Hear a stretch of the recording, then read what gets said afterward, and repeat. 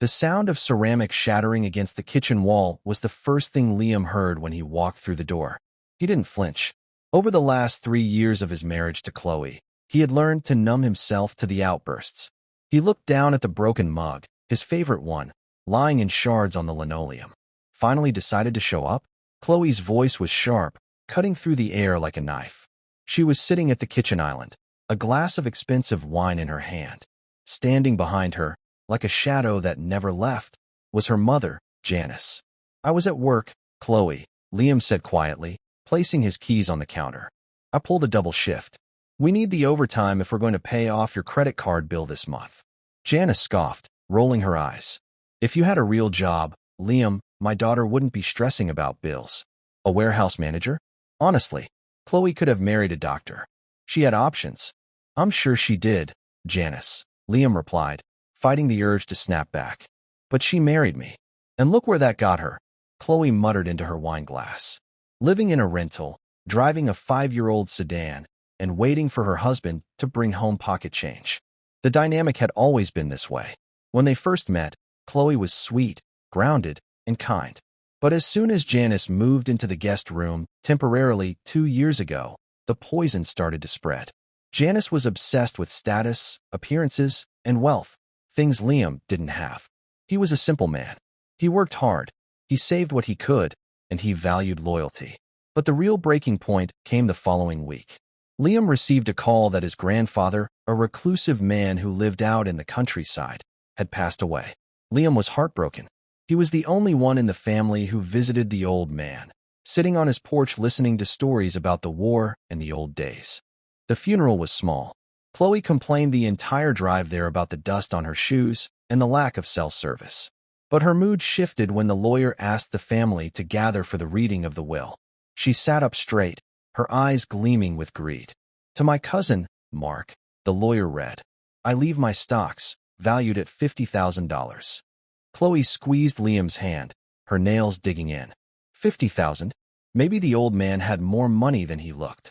"To my niece, Sarah," the lawyer continued, "I leave my savings account, totaling $75,000. Chloe was practically vibrating. If the distant relatives were getting cash, surely Liam, the favorite grandson, would get the jackpot. And finally, the lawyer said, looking over his spectacles at Liam, "To my grandson, Liam, I leave the entirety of my estate, the Rusty Ridge property, and everything contained within the main barn." Chloe gasped, a smile spreading across her face. "Estate? Property? Liam, we're rich." But the lawyer cleared his throat. "I must inform you, the property is currently condemned. The farmhouse is unlivable, and the land is designated as a flood zone. The current tax lien on the property is $12,000, payable within 30 days. The room went silent. Chloe's smile vanished instantly. She pulled her hand away from Liam's as if he were contagious. "Wait," Chloe snapped. "He got debt? He got a condemned shack in debt." "That is correct," the lawyer said. "He also left this letter for Liam." He handed Liam a sealed envelope. On the ride home, the explosion happened. "I can't believe this," Chloe screamed, hitting the dashboard. "Your cousin gets 50 grand, and you get a bill for $12,000? Your grandfather was a senile old fool." "Don't talk about him like that," Liam said firmly, his grip on the steering wheel tightening. "He left me the barn. That place meant everything to him." "It's a pile of rotting wood, Liam." Janice chimed in from the back seat. "You need to renounce the inheritance. Refuse it. We are not paying $12,000 for a mud pit." "I'm not refusing it," Liam said. "I have the savings. I'll pay the lien." "You will do no such thing," Chloe yelled. "That is our money. That was for our vacation to Italy. If you spend that money on a dead man's debt, I swear, Liam, I'm done." But Liam was stubborn. The next day, he wired the money. He emptied his personal savings, money he had put aside for a down payment on a house, and paid the lien. When he told Chloe, she didn't scream. She just went cold. "Fine," she said, her voice icy. "You want that trash heap? You can have it. But don't expect me to support you when you go broke fixing it up." In fact, she pulled a document out of her purse. "Mom and I spoke to a lawyer this morning." Liam stared at the paper. It was a post-nuptial separation of assets agreement. "What is this?" "It's protection," Janice said, walking into the room with a smug grin. Since you're intent on making terrible financial decisions, we need to ensure Chloe's finances are safe. This document states that the Rusty Ridge property is yours and yours alone. Any debt, lawsuits, or costs associated with it are 100% your responsibility. Chloe has no claim to it. And in return, Chloe added, my income, my future inheritances, and my savings are mine alone. You have no claim to them. Sign it, or I file for divorce today. Liam looked at the woman he once loved. She wasn't seeing a partner.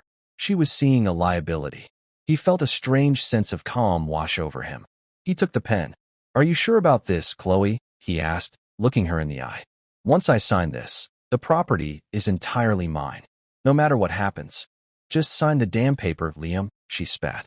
I don't want a single splinter of that rotting barn. Liam signed. For the next 3 weeks, Liam spent every weekend at Rusty Ridge. He told Chloe he was cleaning it up to sell the scrap metal, which only made her and Janice mock him more. The Scrap King, they called him. But Liam wasn't scrapping. He was exploring. The letter his grandfather left him had been short. It read, Liam, everyone looked at the rust and saw junk. You always looked past the rust and saw the potential. The barn doesn't hold hay anymore. Keep the doors closed until the papers are signed. When Liam had first pried open the heavy, rusted doors of the main barn, the smell of oil and old leather hit him. The windows were blacked out with grime, so he had to use his flashlight. The barn was massive, far bigger than it looked from the outside, and it was full. Rows of shapes sat under heavy canvas tarps. Liam had approached the first one, his heart pounding. He pulled back the heavy fabric. It wasn't a tractor. It was the curve of a fender, a headlight, a badge that read Shelby. It was a 1965 Shelby Cobra, dust-covered, but pristine underneath. Liam had staggered back. He moved to the next tarp, a 1963 Chevrolet Corvette split window. The next, a vintage Aston Martin. His grandfather hadn't just been a farmer. He had been a collector in the 70s and 80s, buying up broken-down sports cars for pennies before they became million-dollar classics, and hiding them away in the driest, most secure barn in the county. But that wasn't the only secret. Buried in the filing cabinet in the back office of the barn were the updated zoning papers. The flood zone designation had been lifted 5 years ago due to a new dam project, but his grandfather had never updated the public records. The land wasn't a swamp. It was 20 acres of prime commercial real estate right next to the expanding highway. Liam kept his mouth shut. He spent his weekends detailing the cars, cataloging the collection, and meeting with a specialized auction house representative named Arthur.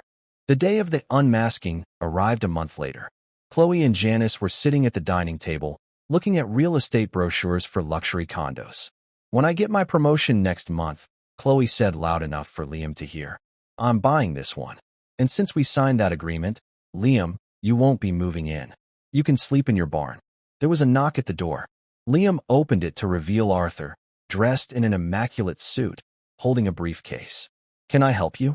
Chloe asked, stepping in front of Liam, assuming it was a debt collector. I'm here for Mr. Liam, Arthur said politely. I have the preliminary valuation for the asset liquidation on the Rusty Ridge estate. Chloe snorted. Liquidation? What did he find? A pile of copper wire. How much is it? $50. Arthur looked confused. He glanced at Liam, then back to Chloe. I believe there is a misunderstanding. The auction estimates for the vehicle collection, specifically the Shelby and the Ferrari 250 GT, are coming in at approximately $12 million. The land valuation, now that the commercial zoning is confirmed, is another $4 million. The silence in the room was deafening. It was heavy, suffocating, and absolute. Janice dropped her wine glass. It didn't break this time. It just bounced on the carpet, spilling red stain everywhere. $12 million. Chloe whispered, her face draining of color. Conservatively, Arthur nodded. Mr. Liam, I need your signature to authorize the transport of the vehicles to the climate-controlled facility. Chloe's shock instantly transformed into hysteria. She lunged forward, grabbing Arthur's arm. Yes, of course. We authorize it. Oh my God, Mom, did you hear? We're rich. I knew the old man had something. She turned to Liam, beaming, tears of joy in her eyes. Honey, I can't believe it. We can buy the big house on the hill. We can quit our jobs. Liam didn't smile. He calmly took the clipboard from Arthur. Actually, Arthur, Liam said, his voice steady. There's one more document you need to see.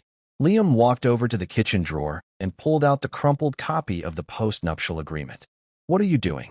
Chloe asked, her smile faltering. This is a separation of assets agreement, Liam said, handing it to Arthur. Signed and notarized 3 weeks ago. It states clearly that the Rusty Ridge property and all contents within are my sole property, and that my wife, Chloe, has waived all claims to it in exchange for protecting her own savings. Arthur scanned the document and nodded. This is ironclad. It seems the proceeds of this sale will go to a trust in your name only, Mr. Liam. No, Janice screamed, stepping forward. That was just a formality. We didn't know. You knew, Liam said, his voice dropping an octave, turning cold. You wanted to protect yourselves from my debt. You made me sign it to save your vacation fund. You called my inheritance a trash heap. Well, you were right about one thing, Chloe. You don't get a single splinter of that barn. Liam, please. Chloe started crying, reaching for him. I love you. I was just stressed. We're a team. We were never a team, Liam said, stepping out of her reach. I was an accessory to your life. And now, I'm an accessory you can't afford. Liam signed the clipboard and handed it back to Arthur. I'll see you at the facility, Arthur. I have some packing to do. Packing? Chloe gasped. I'm selling the house, Liam lied. He was just renting, but it felt good to say. Well, I'm leaving the rental. You two can figure out the rent. I'm sure with your options, Chloe, you'll be just fine. Liam grabbed the bag he had packed that morning. He walked out the door, leaving Chloe sobbing on the floor and Janice screaming at the wall. He climbed into the tow truck cab alongside Arthur, leaving the shattered mug and the shattered marriage behind him. As they drove away, Liam looked in the side mirror. He didn't see a broken man. For the first time in years, he saw a man who was finally free. And $12 million didn't hurt, either.